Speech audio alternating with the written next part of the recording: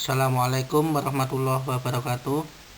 Pada kali ini saya akan melanjutkan pembahasan di dalam seminar manajemen bisnis, yaitu pembahasan tentang tujuan penelitian.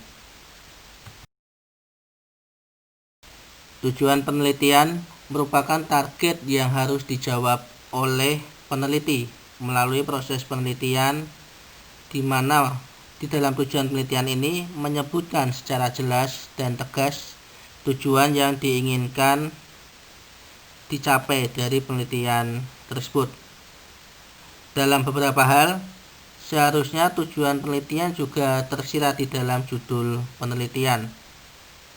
Tujuan penelitian ini menjelaskan tentang apa yang akan dicapai penelitian berdasarkan perumusan masalah dan harus dinyatakan secara eksplisit sesuai dengan permasalahan dan identifikasi masalah. Di dalam tujuan penelitian ini terdapat 4 tujuan penelitian yang bisa kita lakukan untuk mengidentifikasi penelitian masalah tersebut. Yang pertama adalah penelitian eksploratif. Kemudian yang kedua ada penelitian deskriptif. Yang ketiga ada penelitian pengujian hipotesis. Dan yang keempat ada penelitian analisis studi kasus.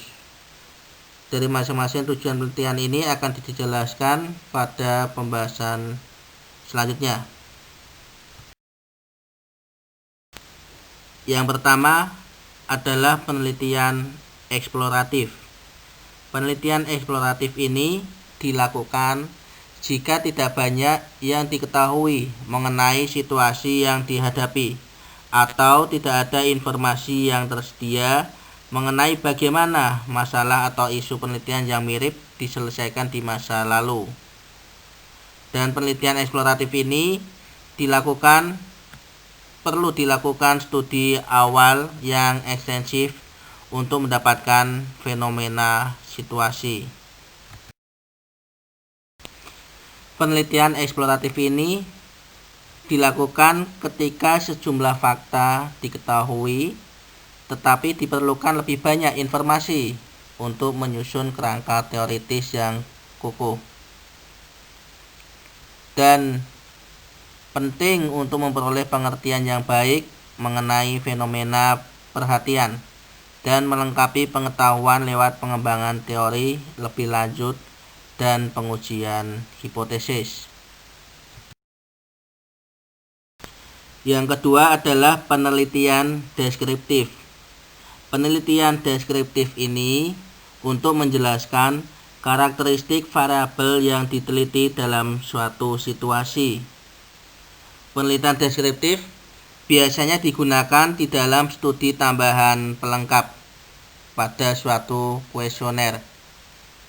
Kita bisa lihat di dalam kuesioner, di awal kuesioner adanya pengisian mengenai nama, usia, jenis kelamin, penghasilan sampai pekerjaan dari responden. Itu yang dikatakan sebagai deskriptif penelitian. Selanjutnya pengujian hipotesis, di mana pengujian hipotesis ini menjelaskan sifat hubungan tertentu atau menentukan perbedaan antar kelompok atau kebebasan, independensi, dan atau lebih faktor dalam suatu situasi. Biasanya pengujian hipotesis ini dilakukan untuk menelaah varian dalam variabel terikat atau untuk memperkirakan keluarannya. Ini yang dilakukan di dalam pengujian hipotesis. Yang terakhir adalah analisis studi kasus. Analisis studi kasus merupakan teknik pemecahan masalah yang tidak sering dilakukan karena penemuan jenis masalah yang sama dalam konteks perbandingan dengan yang lainnya adalah sulit, dan keengganan perusahaan untuk menyingkap permasalahan mereka. Studi kasus bersifat kualitatif adalah berguna dalam menerapkan solusi pada masalah terkini berdasarkan pengalaman pemecahan masalah di masa lalu. Biasanya, dengan memeriksa dokumen studi kasus, akan diperoleh petunjuk faktor-faktor yang berlaku dalam situasi saat itu dan bagaimana persoalan dapat dipecahkan. Perusahaan enggan untuk menyikapi permasalahan mereka, namun analisis studi kasus ini biasanya dilakukan oleh perusahaan untuk internal mereka.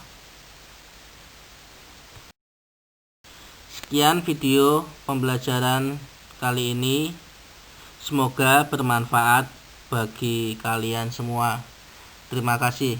Assalamualaikum warahmatullahi wabarakatuh.